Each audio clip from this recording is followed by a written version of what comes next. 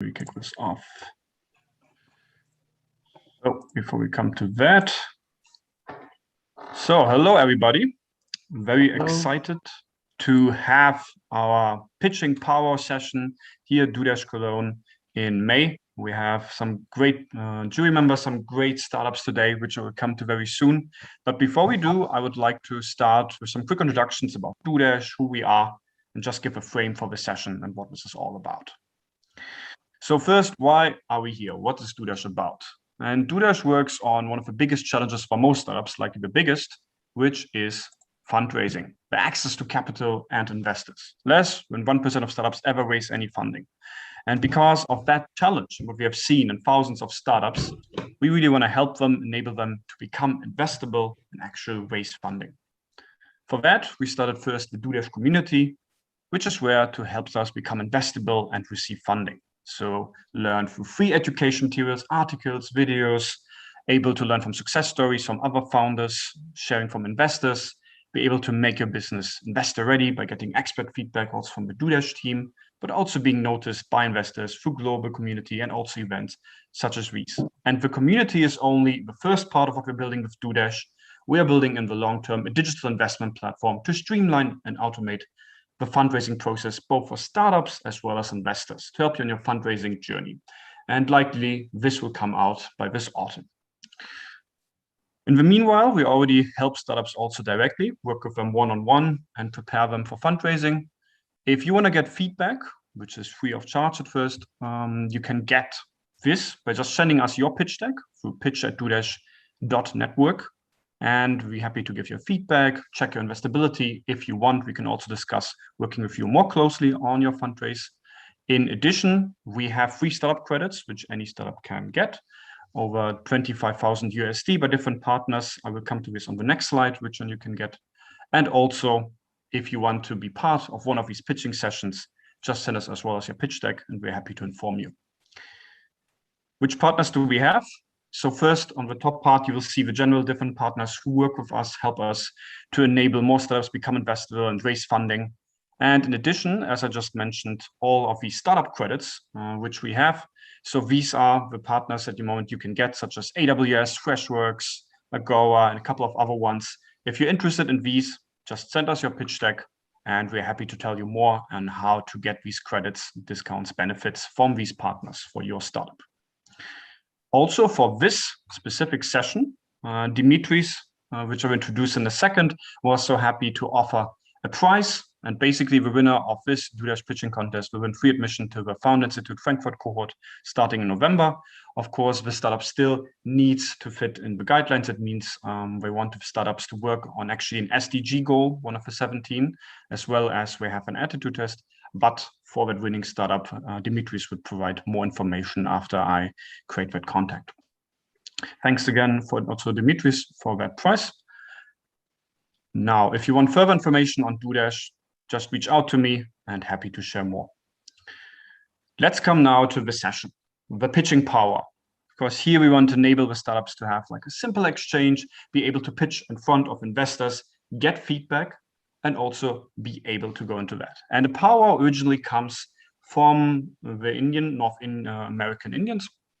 It's kind of like a session where people come together, exchange, they sing and socialize. And we just thought we take this plus our pitching session and make it the DueDash pitching PowWow. And what is the goal of a PowWow? To get what we call a wow. And the wow basically means, hey, the jury member would like to meet you again. To say, hey, let's have a session after this year, potentially discuss, maybe there could be investment happening. Or even if they wouldn't be fit, they would be happy to introduce you to somebody else. Say, hey, I know this investor, this person could be a great help for you. So that's your goal today, getting a wow. Then today, pitching startups. These are the 6. We have ComShare, Boyoka, Raketenstart, eFrax, WriteUp, and Polar. But before we come to the startups, I just want to briefly introduce also our jury members. So I'm just gonna stop sharing my screen. First, just have a note. So first we have Dimitris Polychronopoulos. I hope I spelled that last name right. You're the lead director at the Founder Institute in Oslo. He's taking also the lead for EdTech vertical at Founder Institute Frankfurt. He's a business angel, and he has worked with various startups, has also advisory roles in various startups and helped them take the next step. Thank you for your time, and also offering the prize for today. We have Tim Neu, who is the Associate Office Lead at Volkswagen Digital Lab Berlin. He is also an angel investor. He is taking care of innovative software solutions and advises on collaboration with startups at Volkswagen. And also he has been advising role member for different startups, also through the Founder Institute in Cologne. Then we also have with us Jan Jeske. He is an investment analyst at Neotech. So after he gained his degree and gained different expertise when it comes from investor and startup view, he joined the VC world to make a difference, really help social impactful startups, create a difference, take them to the next step. And I'm happy also for all three of you to be today here and very excited also what you're going to say about the startups. Again, to lay the ground rules, which all the startups know, each startup has 3 minutes for pitching, exact. And then there's 4 minutes for Q&A, also exact. So we will time this and make sure that there's exactly 7 minutes for each startup. And then we go to the next one. Then our first startup would be ComShare. Are you there, Michael? Just checking on that, because I think there's some issue. If that's not case yet, so we'll just check if it comes later. I think we would start with Boyoka and then put ComShare at the end and continue here on. David, are you there ready? Then let me just allow you screen sharing, and then you can start when. Yeah, you can start whenever you're ready. Yeah, I'm ready. Yeah. Give me a short second. Yeah, so should I start? Do you give me a countdown or what? Just start, I take. All right. Yeah, hi guys. Thank you for being here. So I'm David and I'm a co-founder of Boyoka. But what actually is Boyoka? Boyoka is a camping platform and enables sustainable travel experience by offering unique camping experience that are varied and authentic. So far away from the mesotourism. Let's have a short look to the last few months and years. And yeah, we will see that the camping market is still booming. So we did a lot of research and talked to many customers, and we identified there is a huge digitalization gap right now. And yeah, that's the reason why we founded Boyoka last year, because we want to be the worldwide most used camping platform. And our mission is to create a world where sustainable lifestyle is compatible with unique travel experience. Yeah, and therefore we are building our platform right now. So I told you we are a platform. So we have two sides with problems. On the one hand, there are the customer, and it's really hard to book a camping pitch online right now. So you have to use your mobile phone or you have to write an email, and that is a really extremely bad user experience. And on the other hand, the supplier, for the supplier, there are non-systematic digitalization strategies, and there is a huge administrative effort every day to answer this booking request by phone or by email. And that is the reason why we believe our business model is a perfect fit to solve these problems. We help the supplier to reduce the time with work with the daily process by offering curated services and curated digitalization services, and every camping operator can participate with the growth of Boyoka and can earn more money with us. And let's have a short overview of the market. In Europe, it was around about 20 billion euro big in 2019. So you can imagine that there is a big market right now. Of course, we are not alone.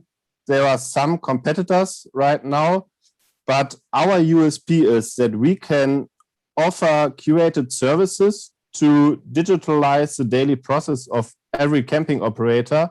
And on the other hand, every camper can find his favorite camping place because there are farmers, wineries, and camping pitches. What we did so far, yeah, we are right now at the beta launch, and we will go to the market in August. And that is a team behind Boyoka. And now I'm glad to answer your questions. Right. Yeah, and I would give it to the investors. Yeah. So who wanna go first? We have 4 minutes, and yeah. Should I stop sharing my screen because then I can see everyone and it's a bit better. I have 2 questions. Hi, thank you very much. I love the concise format, so well done, and I definitely like also the way you've done the pitch deck. I think it's very lively and easy to oversee. So thanks a lot. I have 2 questions here. Number 1, do you equate camping with sustainable or sustainability? Is that sort of the same? And then curated services. What kind of curated services would you be offering? Yeah, maybe I start with the last question. So we talk to many customers, and right now it's really hard for them to maybe digitalize their accounting. And we are talking with platform partners, so-called Buchhaltungsbutler, and they help every camping operator to digitalize their controlling, their so-called Buchhaltung, and therefore every camping operator can spend less time with this kind of work. And the first question was the sustainability of camping, right? Mm-hmm. Yeah, of course, camping is less, or it's better to go camping like a short trip to Mallorca and by plane, etc. And Germany has so many nice places, and around Germany and Europe there are so nice camping places and spots where you can stay and have a nice journey. And we want to offer this to show all campers, hey, you don't have to go to New Zealand, or you don't have to go to America. Stay here and enjoy Europe and Germany. And of course, that's a big thing why we think it's better to go by camping, like to stay in a hotel. All right, thanks. Yeah, my feedback first, like, good pitch. I have the same opinion, like, just keep it clean, keep it short, perfectly fine.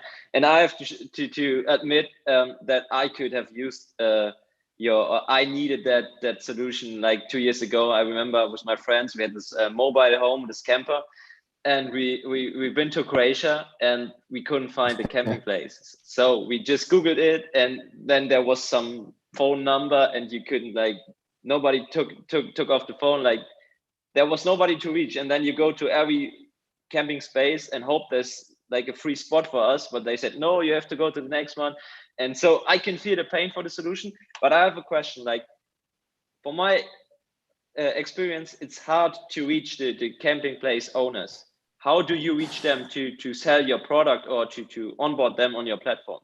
Yeah, so right now we are starting the beta launch, and there is a safe bubble, and we communicate every camping operator, hey, of course, at this status quo, it's not perfect, but you have the chance to implement your favorites and your things in this platform, that we can offer a software or a platform which helps you at the daily process. And therefore, there are a lot of camping operators who are interested at this topic, because they say, okay, we can participate from the platform, because if I maybe bring another partner to this platform, I will participate from each booking request at this platform partner B. But we are calling every camping operator, and then we have a meeting and have now we would come to the next one. So that was 4 minutes. And yeah, thank you, David. Thanks a lot. No, I would take up next Michael. Give me 1 second before we start. Yeah, let me just put a pin. Michael, can you say something? Because I don't hear you yet. You have to unmute yourself. Yes, can you hear me? Yes, perfect. Yeah, I would say whenever you're ready. Okay, can you see my screen? Yes. Yes. Okay, great. Okay, good evening, everybody. So I'm Mick Farrell, the founder and CEO of ComShare. ComShare is basically helps companies to rapidly find the right mobile machinery to suit their particular needs. Successful sourcing of mobile machinery is based on a strong relationship of trust between the manufacturer and customer. Unfortunately, the customer is faced with a lot of issues such as fake or paid reviews, paid influencers, and such things like that, and also poor data they have to deal with for the products. On top of that, there's a multitude of stakeholders involved in the process. We have this mission to speed up the whole process of developing the trust between the manufacturer and the customer by having real product reviews from real users, real owners of products, by having the ability of the customer to compare the product data side by side for the different products. And most of all, we enable the customers to try out the machinery themselves when and where they want it. The solution is web and a web-based solution. You can use it on mobile and desktop. We've got 2 manufacturers on board at the moment, and we promote the product via social media and business associations. We generate revenue by getting a percentage of the sales of the product from manufacturer, and by charging a testing fee to the users. Currently, we have about 170 products on platform, and we are increasing this and working on the UX of the platform based on a bottom-up calculation of how many active customers we can get. For 2023, we can generate a revenue between 500,000 and 8 million. We don't have any direct competitors. We differentiate ourselves from other players in the market by having competing brands on the platform and by offering different services. I myself have got many years of experience with product development and sales and marketing regards to products, especially vehicles, machinery. My friend Serik has got many years experience developing enterprise software, working for many companies. We're supported by very good mentors such as Camille, has got very good experience in the whole startup world. And thank you, Michael. That was 3 minutes. Now let's come to our jury members. Maybe Dimitris, maybe you want to start this time. Absolutely, thank you. Michael, the first question would be about the year 2023. Why did you choose that rather than showing us your ability to get some traction this year, next year, and a way forward rather than jumping all the way to 2023? Yeah. So at the moment, our main focus at the moment is increasing the amount of products we have in the platform. The more products we have, it's more interesting is for the customers. That is the feedback we got from our interaction with customers up to now. We also see that it's very important to get better UX for the platform. And so it will take us a little bit of time to roll out onto the market, to increase the amount of active users involved, and to get the name in the market. So that's why we chose 2023. Okay, thank you. So, and are you currently looking for funds, and if so, why, and what are you trying to finance with it? Yeah, so up to now we've been pretty much bootstrapping, And so that's actually the main goal of meeting today, is to get funds. We're looking at between 250, 350K for development costs and the rollout of the platform. So I have another question. In your competition overview, I don't know how, but I think that maybe Machine Seeker, how is that integrated in that matrix you just presented? Yeah, so basically you have basically Machine Seeker. There are used machinery, and it's based on paid listings. So it's very pro for the provider or the vendor of the products. So we want to twist it around and have it more customer centric. So it's totally independent of how much money the manufacturers are paying for listings. It's basically it's very fair and transparent system. Okay, thanks. Any further questions from the jury members? Question regarding your business model, if you could make it more clear by providing some examples of a typical product or service revenue and typical product or service testing fee.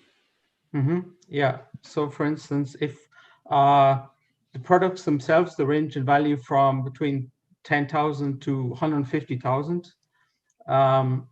So the average price could say is like 40,000.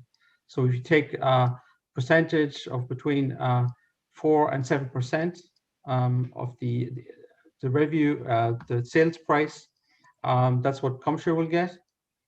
And from the point from the testing a fee that the users could have to pay, this is something that we want to bring in to create some flexibility in order that the users know that there's a certain amount of value with the machinery. And also this is something the manufacturers themselves, they could sponsor as well, so it could be completely free. Thank you.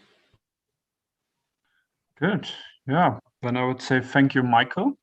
We would go next to Raketenstart. Let me just allow also screen sharing.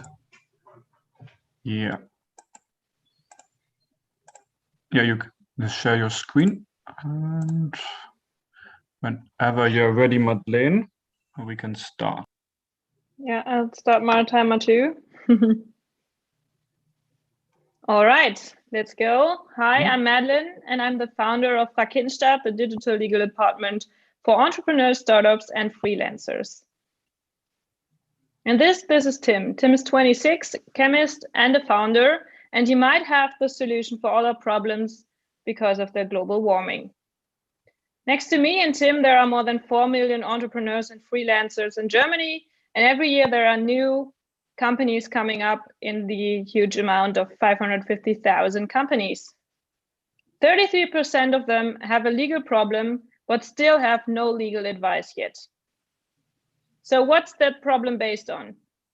Founders have a really high legal demand for knowledge because they normally don't study law before they found. They also have limited financial resources, and that makes them having a high risk for mistakes. But lawyers also have a problem when they want to work with founders and small businesses. They have really high acquisition costs. The expenses are uneconomical because they have to invest lots of time, especially in the early period, and they have a really bad access to the target group. So this is why we developed Raketenstart. We talked to more than 200 founders about how they solve their legal problems and to more than 80 law firms on how they want to work with founders and build our platform based on that knowledge. So with us, you can form, run, and protect your business with our legal department on one platform. We have different products you can book on the platform. We have first the Academy, where you can learn all the legal knowledge you have to know for your business and for running a successful business. In the next step, you can use our legal self-service, where we have different tools where you can generate contracts, where you can generate documents and organize them, and also work with your lawyer together to find the perfect contract you need. And on the third product, we have the Lawyer on Demand section, where you can find the perfect legal expert for your question and solve all your legal topics to collaborate with them directly on the platform. Our business model is also based on the 3 products. So you can start the Legal Academy from 70 euro monthly. You can have the legal self-service from 25. And on the 3rd place, the lawyers pay a fee monthly and a software fee based on their revenue. The market is quite big, and we found out that we have 18 billion in the legal service sector and 6 billion where businesses still don't have any access. We have lots of competitors, but we're the only ones who fit the entrepreneurs' needs and their budget. And we also gained a lot of traction in the last months. We are launching our platform in June. This is our team. I'm a lawyer and online marketing expert, and my partner and CTO, Dennis, is a full stack developer and artificial intelligence expert. And we have the vision to enable businesses to start themselves. We want to disrupt the legal industry and support businesses to solve problems. So let's get ready for takeoff together. I'm looking forward to your questions. Great.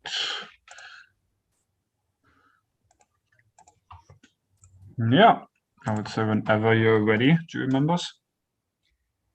Thank you, Madeline. Not the first one I've seen, having been a general counsel for quite some time, and I've been offered quite a couple of services like this. But I like your approach. I think it feels very fresh. I was wondering about a few things. So how would a founder determine whether the lawyer that is subscribed to your platform and is offering his or her services there is a good lawyer? Is there some sort of rating? And then in terms of the free internet and all the legal advice that is out there, how do you compete, and how do you get that seal of quality that people say, okay, I'm actually going to subscribe to these services and spend some of my cash on this in the early stages of my company? Yeah.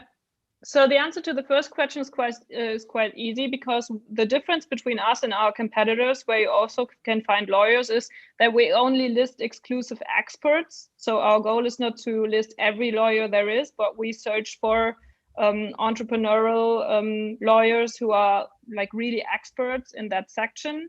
And you can also, of course, rate on the platform how happy you are with them. But we also do the quality management for the startups, because we found out that that is one of the biggest problems founders have, that they don't know if they have an expert for the section. They need the knowledge. And the second one is, like, of course, you can Google questions if you have a specific one. But the first problem you have is that you can't be safe about the knowledge you find. And if it's still like based on the actual like version, you have to know like in 2021 and not on 2016. And the next step is that we collected all the knowledge you need in a very close form to use for an entrepreneur. So we can also give you the answers to questions that you don't know that you should have. So you can like work through the whole process of founding and running your company and learn everything about what can I ask when I like hire new people, what do I have to do if I do marketing and all that stuff. And that is mostly legal knowledge that people don't know they need it. So this is where we step in and bring a big benefit to it. All right. So yeah, for me, first impression was like great pitch. I really liked the design, and you were like going through it with a lot of passion, and maybe a bit too fast. I was like trying to read it, and there was the next slide, but maybe I'm just too slow.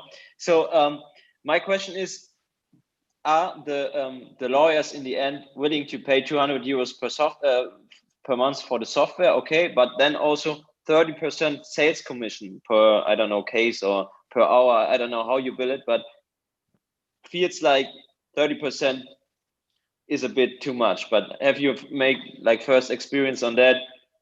Are they willing to pay it, and how many are willing to pay it? Yeah, I was like really surprised myself, because that's actually the market standard you have on other law platforms also. So lawyers, when they use our platform, they also save a lot of money because they don't have to hire people to do their marketing anymore. And we give them the direct access to the customer. So they save a lot of money in software they would need otherwise. So that is quite good for them. And we also have like a waiting list for law firms who want to like consult on our platform already.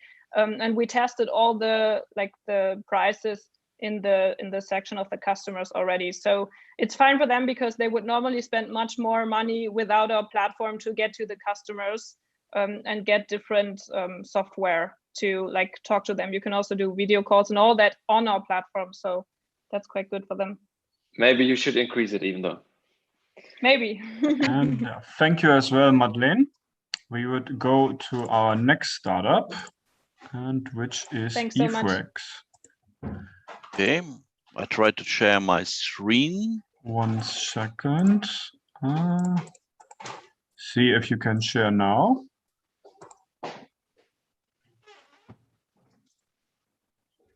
Okay, there it is. Right? Perfect. Yeah, whenever you're ready. Okay. Okay, I'm Achim. I'm the founder of eFrex, which started in 2019. And we developed a software that is important for companies that want to order transport services for sea, air, and land transports. Our vision is to provide the best cloud solution for the shippers. That's important for the shippers to order these services. And we keep the benefits for the shippers in our mind.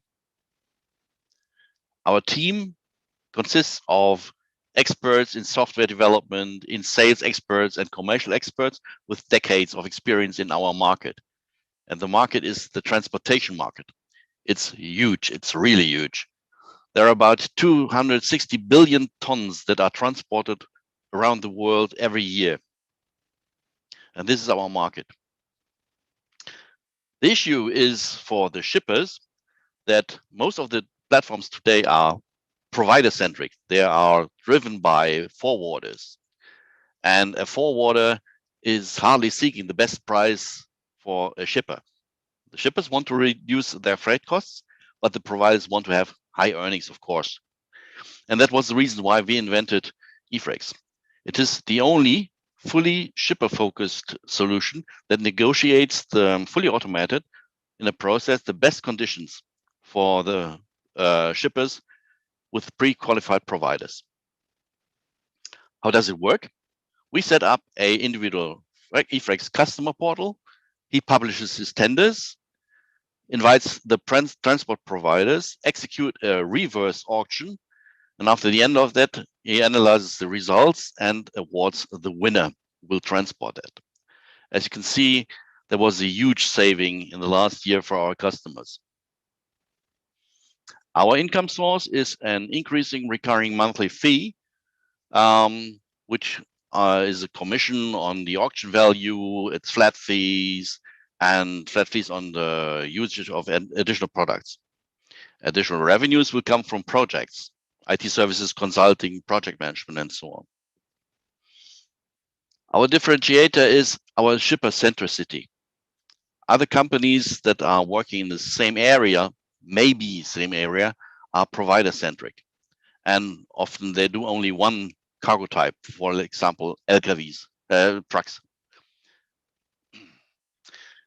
We have already customers, a lot of customers, and these are some of the top customers that we have. And we have our first US customer. And we are doing now about 7,800 auctions a year in 22 countries in the last year. Our goal for 2025 is to reach 50 million euros. Thank you, Achim. That's okay. 3 minutes. And that's also good. Yeah. Yeah. We were at the end. We have to kind of like come to a close. You can the slide thing, but I would just add our investors here as well. It was nearly the last. This is the last one. No worries. Sorry, I trained and trained, but I always used 3.5 minutes. No worries. Okay. Yeah, we have 4 minutes for Q&A now. Okay. So I'd like to start with, you mentioned the problem not until the 5th slide. What would be the implication of the problem not being solved from a shipper perspective? From a shipper perspective? Yes. Well, they reduce their costs for transportation.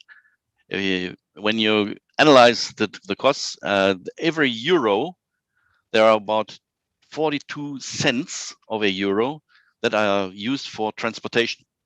And if you can reduce this cost by 30%, this is a lot. Because as you have seen, our customers have normally millions of tons and euros in transportation every year. And when you can reduce it in this average and 30%, and often there is a reduction of costs in the process costs of 80%, that's a lot of money they can save. And that is interesting for the shippers. Okay, thank you. So yeah, my question is, yeah, you're twisting around the game kind of from, I don't know, it was Forto or Sender who are provider centric, right, as you said. So my question is, how many providers do you have on your platform, and why should I maybe change from Forto as a provider to your solution? You won't change as a provider from Forto to our platform. The thing is that every customer, a shipper, a company, invites his providers, and we add some qualified providers and give them access to that inquiry. That means that there are not, like in the freight exchanges, thousands, 10,000s of users or forwarders looking for one order. There are only a few selected providers in the portal for each customer, for each shipper. But in the whole, there are several hundreds and several thousand maybe, but there will be always at least one order for each of these providers, other than in the freight exchanges where there are 70,000 of forwarders in it, and they have no chance to get any order. So that's the difference between us and Sender or Forto. Got it. Thank you. Yeah, any further questions from our jury members? I think I would have one input already. So because it looks like a very stable and thought through business model. However, in a very specific market with specific roles, you know, providers and shippers. And while I kind of know what a provider is and kind of know what a shipper is, I don't really know how the contractual relationships exactly work and how your platform jumps into it. So I think if you pitch in front of people who are not too familiar with these terms, you may want to define them at some point of time. Now, 3 minutes is it's not a long time. Right. Just as an input. So well, normally we start with these starting scene that you see behind me. The second slide is a short glossar for the guys to explain what is a shipper, what is a forwarder, and what is contracting, what is a tender, what is an inquiry, and what's spot market, and so on. And that's normally that we do, but in 3 minutes, thank you, Achim. Yes, the time is running, so that's definitely the case. But also, thank you. We have next right up. Let me just turn that. Yeah, you can start sharing your screen whenever. No, not yet. Oh yeah, 1 second. So now it should work. Now it should work. Thank you. Yeah. And yeah, and whenever you're ready, you can start. Sweet. Welcome, guys. In 2020, we founded RideUp with our vision to inspire people to move and consume more ecological, because I think it's where people are still moving very unecological. Secondly, there's a huge lack in bicycle data we observed. Thirdly, demand for local products and services is continuously dropping. And also we saw that a lot of companies are actually looking for new ways to incentivize their employees. So how do we want to solve this problem? We developed an app in which you can track your daily bicycle rides, you collect coins, and can exchange them for rewards from local stores and owners. Furthermore, we enable businesses and cities to create customized in-app campaigns in which we incentivize people to get on their bikes and move more ecological. Furthermore, we can manage these campaigns over our web app, and we give cities the possibility to analyze and display the data. So how do we actually earn money? We have our first customer group, cities, which are usually in or ordering campaigns which are displayed within our app, and also want to collect and visualize and analyze the data which we have collected, which usually comes for 3,500 euros a month. Also, we got businesses which can create individualized campaigns to motivate their employees, which usually comes for 4 euros per employee per month. So where are we right now? In 2020, we started and founded. Today, we want to achieve 100,000 euros in revenue until the end of this year. So there has been some substantial growth since last year. In the left corner, you see our current partnerships. Also, during our proof of concept last year, we were able to acquire 1,500 monthly users within our app and acquired more than 30 partnerships, which gave us more than 32,000 euros in rewards. Also, our team, the perfectionist, Anton, who's taking care with 2 other software developers for our app and web app, Thomas, who is marketing our solution to businesses and governments, and Nicholas and me, who are the strategy guys in our team. Further on, what do we need? Mostly experience in platform development, data analytics, connections to governments and companies, and a seed investment of 200,000 euros. Thank you. And please feel free to ask any questions. Great. Then, as always, I will just put our jury members up here, and then we can start. To see that you were able to finish well within time, very smooth. Which business models are working the best for you and why is my first question. And what do you know about the 1,150 monthly users, and how much revenue are you currently earning from each one of them? So first of all, we think that our business model will shift firstly from governments and then towards businesses and users. Because currently, that goes for question 2, we don't charge any users any fees right now, but that we want to increase our platform so that we have more rewards and then pay some fees onto the users.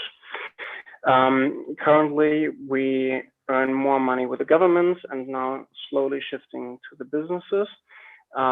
For the businesses, we are still in proof of concept, and we have currently 8 companies who are interested, and we launch next month our first campaign. So there is still data to come from.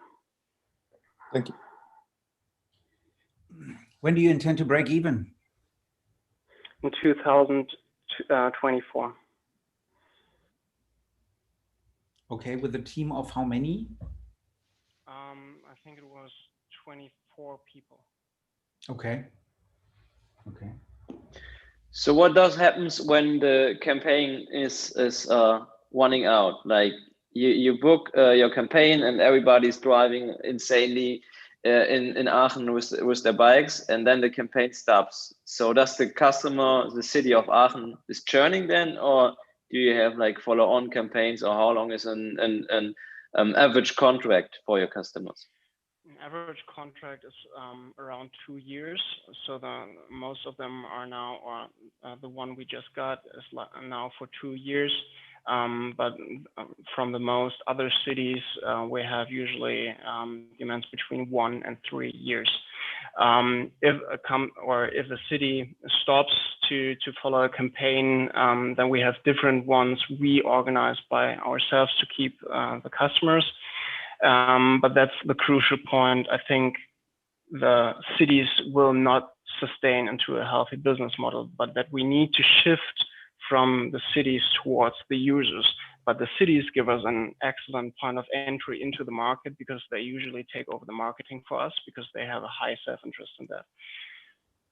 Okay, and do you all also offering it for just walking? Because I always walk every day and don't use the bicycle. This is actually a quite interesting question because we have a lot of demand from cities who are actually asking whether we want to shift from bicycle towards more services. But the problem is that we have kind of like data collection standards because we would need to track you every day. But this development is soon to come. At least we're developing an MVP, which is launched in beta in October. Yeah, looking forward to that. Thank you. All right, we still have 40 seconds for any last quick question. Otherwise, we go further. Yeah, I already went kind of into this direction, so I'm going to push for this a bit harder.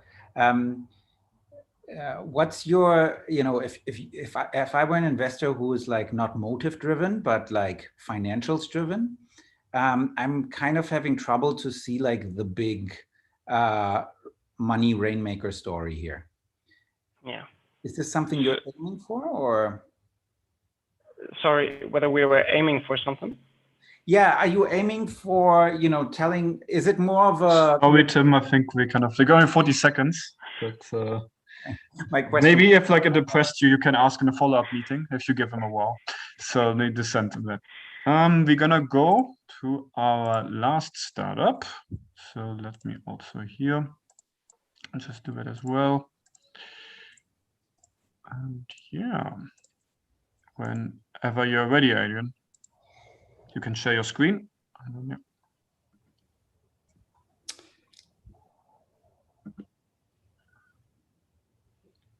All right.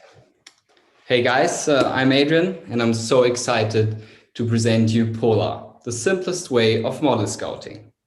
But why is model scouting so important right now? Let's have a look. For decades, the model industry was dominated by a few model agencies and their established models. Due to digitalization and the increasing use of social media, the modeling industry is facing major challenges. What does that mean?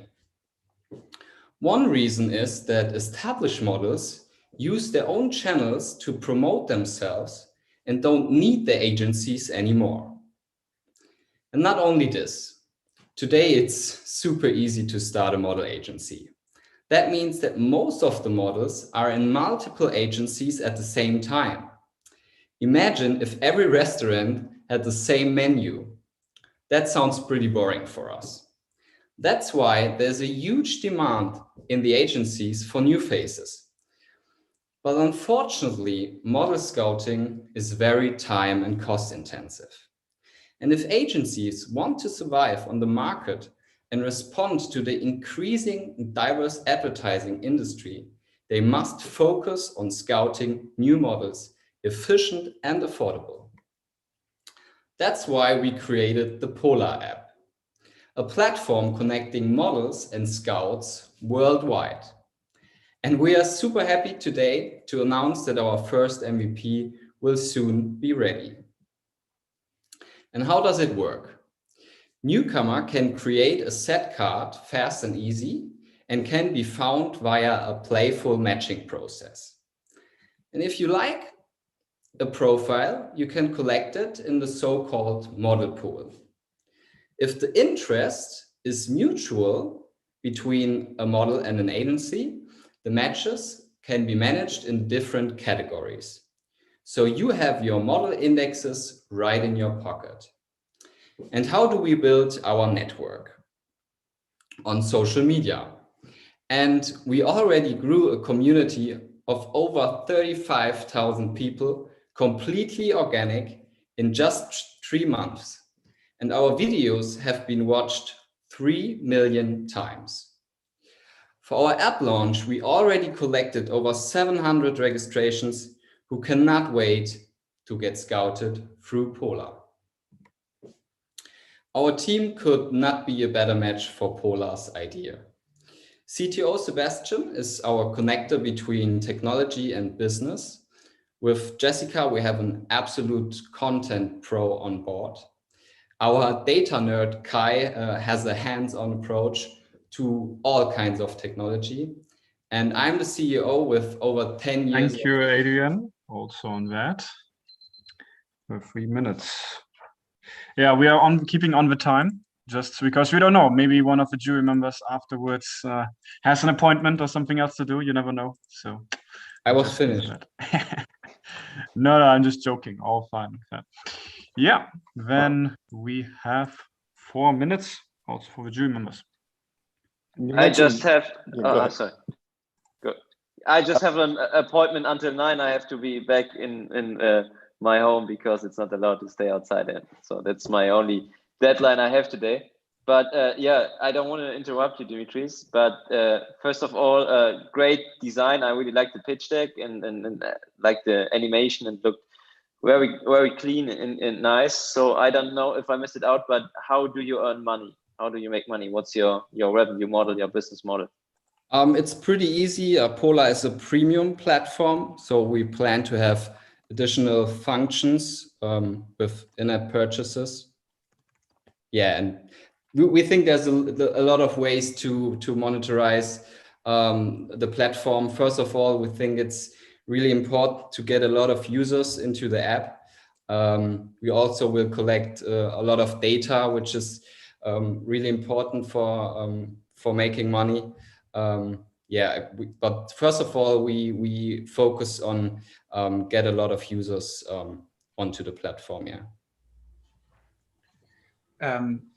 I was wondering, how do you check, and this sounds kind of weird, quality of content? So, I mean, if I'm a model, like it could be an old picture, right? So how do you make sure that this doesn't happen? First of all, we will do it like Airbnb in the first step. We will make the pictures by ourselves. So we have a network of photographers all over Germany, and we will allow our new models to go there and get nice set cut pictures. We think that's really important. As well, we have a lot of video material on YouTube where we show how to make good pictures and stuff like that. Yeah, that's our plan. Okay. You called it gamification. Yeah. How do you elaborate on that?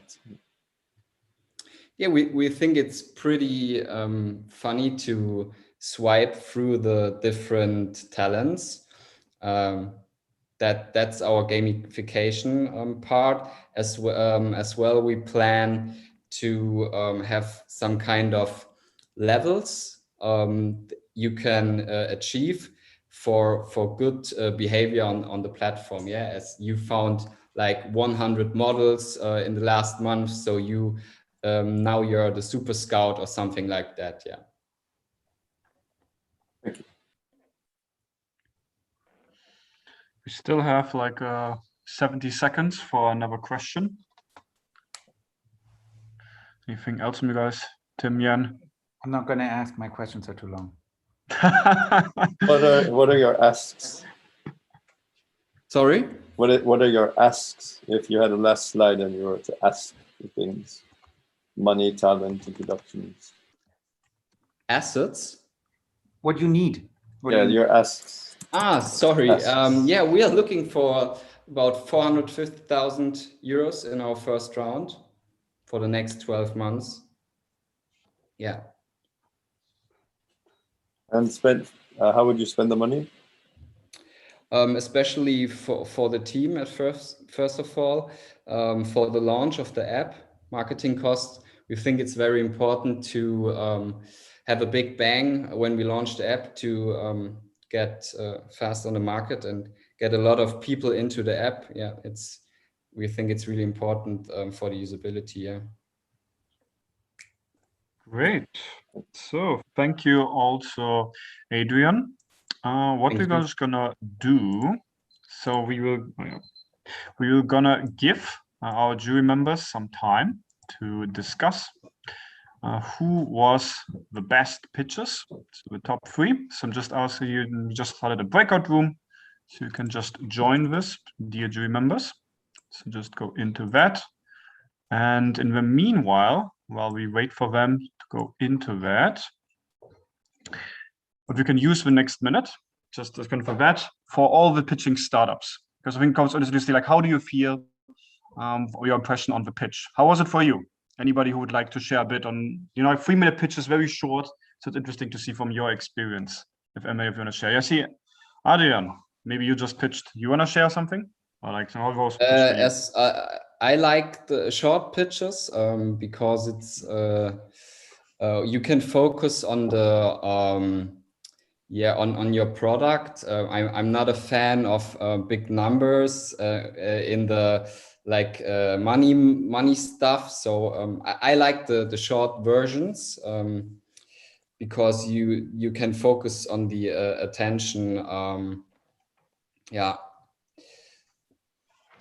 That's good. Yeah, anybody else would like to share? By the way, I also started an audience polling, so you can also take the time, share us kind of like which pitch you like the most if you would be doing this. Yeah, anybody else? Achim, maybe you want to share? Kind of like you said, you do 3.5 minutes usually. So what about 3 minutes? Yeah, right. Well, normally I get 4 minutes, so that was very, very fast. Now, it's a joke. Short pitches is good. I see that we have to work on the structure of our pitch for these short things. On the other hand, it was very interesting to see how the others did their pitches and to see their business ideas. It was great. It was really, really great. So Yeah, this kind of event would be great. I think it's like with training, a bit of making it like a precise in such a short amount of time. You know, you can fit, I think, any pitch. Might be 2 minutes, 3 minutes, or whatever it is. And normally I can talk about eFlex 36 hours in a row. David, you were kind of like, you want to say something about it? It was really nice and it was a pleasure, but it's really hard to compare this kind of startups because there is a legal tech, there is a like a B2B platform like us with a B2B2C platform. I'm really surprised what the investors think. Maybe that could be a chance for the next time to focus maybe on a branch for you at DueDash. But Yannick, I have a question. Do you know Rad Bonus? Of course. Of course, okay, because I worked there at the traineeship and I thought, okay, it sounds like some, I remember something. That's good. No, but really, thumbs up to Raketenstelle. I think that was like, one of the most calm and tidy pitches I've seen so far. It was like for 3 minutes, very calm, very clear, very nice presentation. Really impressive. Thank you so much. Yeah, it was really good. You also want to share something on that? Yes, I think it's always really hard to press a lot of information into 3 minutes. At least for me, it's always because I've talked to so many founders about their problems. I could probably talk about 8 hours about it and you still wouldn't know everything yet. So, but yeah, I really like the opportunity to get to know other startups also and what they are working on at the moment. And I think it's a really nice opportunity also to get to know new startups, especially as we don't have any events at the moment. I would have loved to drink a beer with all of you. So we will have to do that some other time. Another time. I think it's back, just kind of like checking in, Marcus, with you. I think the room closed a bit early. So just checking back if we need to open it up again, or was it enough time? It was enough time. I think he's doing some slides to present the winner. Yeah, then I just give him kind of like a second on that. Yeah, please, Madeleine, I didn't want to cut you on that otherwise. There's like some last thing on, definitely on a beer. I said beer. I think that's the most important part. So definitely, I think like soon that would be nice coming back together, having kind of a beer and going into that. Yeah, just checking on that. Marcus, where are you with that at the moment? Otherwise, I could already announce, I think, the audience voting before we come to the jury voting, because that could also be, I think, quite interesting. Just checking back. So yeah, then I think Marcus is probably still on that. So while we're waiting on him, maybe I will already give you kind of a feedback on how was the audience voting. So when it comes to our dear viewers, we had a very clear winner who was number 1 and then followed by 2 and 3. I will start with number 3 from the audience voting. That is Efrex. Then in second place, we have Polar. And then with almost half of the voting, it's Raketenstart for the audience voting. Congrats first to that. Thank you so much. Now, let's see how the jury saw today's pitches. And I'm happy to give the word to Dimitris to announce the winners of today's session and give a comment on also the other ones. Go ahead, Dimitris. So just to reiterate, we start with those who...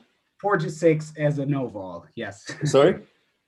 4 to 6 as an overall, maybe. Yes, okay. So 4 to 6 include ComShare and Efrex and Rida. Those are 4 to 6. So now you know who we have in the top 3. So similar to with the audience voting, where Pola placed second, we instead have Pola as third. Okay, so, and for the second place, we have Boyoka. And finally, the same with the audience. We also voted for Raketenstart. We would like also to express that we have some wows. So both Tim and I have given Raketenstart a wow. So we're looking forward to having a meeting. And which one, Dimitris? I didn't hear this clearly. Raketenstart. Raketenstart. You want to have also? Yeah, the Raketenstart. And we can also talk about Raketenstart if they would like. We could also talk about that for a slot in our program this year. And in follow-up, in the event that Raketenstart isn't in there, then we could talk instead with Boyoka or Pola, depending on how things go, just to keep it open and for that prize in the event that Raketenstart isn't taking the offer for any reason. So Thank you so much. It's exciting and congratulations. Nice, thanks.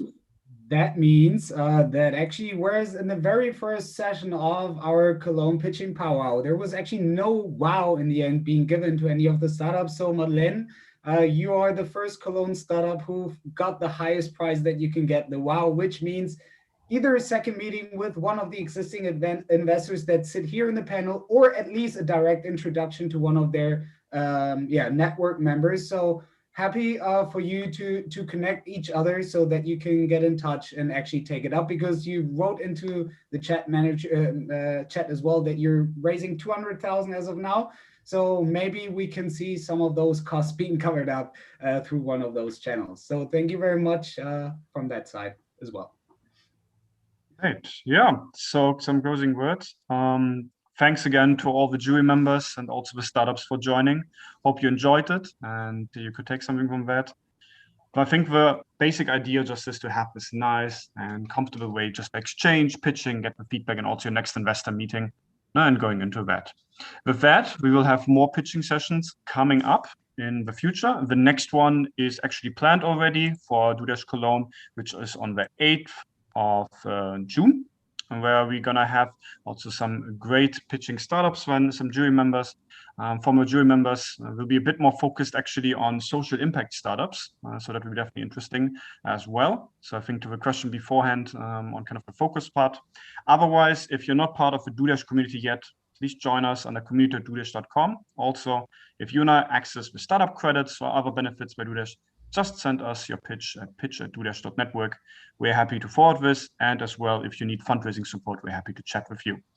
We're looking forward to our next pitching event, and also check out the startups, what they do, and maybe you want to also get their services. Thank you all again and have a good evening. It was a Bye. pleasure. Thanks a lot. Thank you very much. Yeah.